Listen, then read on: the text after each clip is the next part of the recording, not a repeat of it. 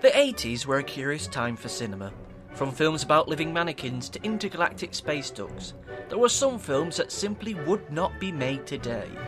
That is why today I bring you Over the Top. The film opens with probably the most American opening to a movie that I have ever seen. You got soldiers marching, flags waving, truckers trucking. Hell, all you need is a bald eagle and oh, hell.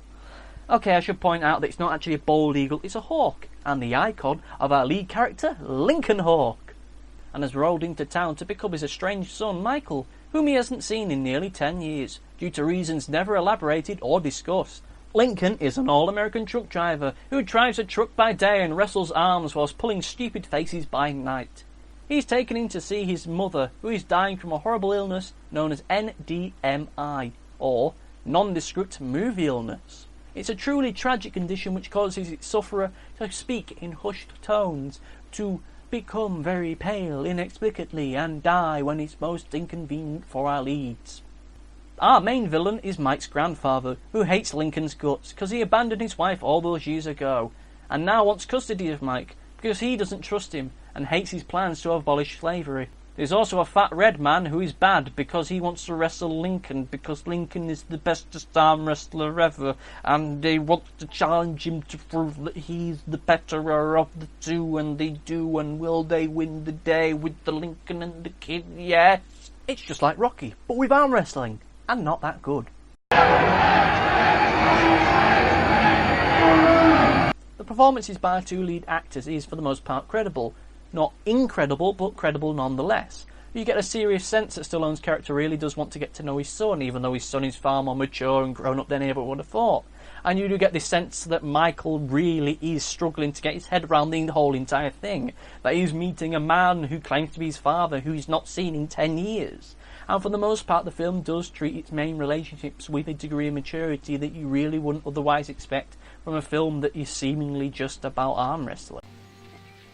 Do you really think you can make up 10 years in 2 to 3 days? No. However, with that said, the maturity is kind of knocked aside ever so slightly by these very silly bonding sessions, which thankfully are few and far between, but they take place in these very 80s montages, which are shot in such a way that they kind of look more like commercials and music videos than actually something out of a real movie. There is only love reaching for the lonely one. Now, of course, I do the style a bit of a disservice, because it's really the reason why you're watching this film, and to a contemporary audience it's just so 80s that it borderlines on parody, and some of the better and more hilarious moments come from just how odd it can be. And you do get this sinking suspicion that had this film been made today, it would be too self-referential and ironic and ultimately cold for its own good. The style, however, is one of the drawbacks to the film because the production values and how certain segments are filmed and put together is so inconsistent. We start off with the beer commercial looking bit, then we move on to the family drama stuff, then we move on to the music video bit, then towards the end of the film we find ourselves in mock sports documentary land. And whilst each of these bits are done very, very well, it just flips around so much that you kind of, by the end of it, start to wonder what film you were really watching. It is. You put your wrist into it, you lean forward, and you put a lot of weight in it. Without this consistency of a tone, the audience can't really be engaged as they really should be.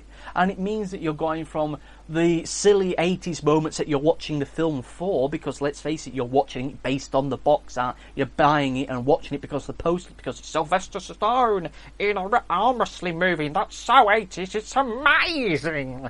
But the problem is that those moments suddenly switch out to a very serious and downplayed moment, which then switch out to something that looks like it should be trying to sell you perfume. It's just bloody bizarre.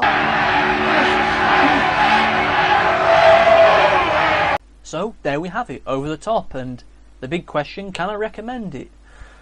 Well, yes, if you're looking for a simple 80s movie. The film is harmless enough. It's not as funny intentionally or unintentionally as maybe you'd like it to be. I mean, hell, you're buying this based on the box, expecting some silly and dare I say it, over-the-top movie. And whilst it is at times over-the-top and silly, it's not enough to be considered some kind of crazy 80s so bad it's good throwback. And any silliness derived from it is from the switches in style and tone, rather than the narrative and the characters where you'd probably expect it to come from. However, behind the 80s veneer and the issues with its consistent tone, there's a charming, if a little bit too straightforward, father-son story that really makes sense and, for the most part, is intriguing and engaging. In your face, A Car's Life!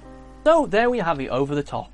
A silly, mixed-up, though oddly charming movie, which I recommend you watch. Now, if you'll excuse me, I'm going to try and do some arm wrestling. I'm going to do a little bit of a practice session here, because I've got 2 arms, so it shouldn't be too difficult.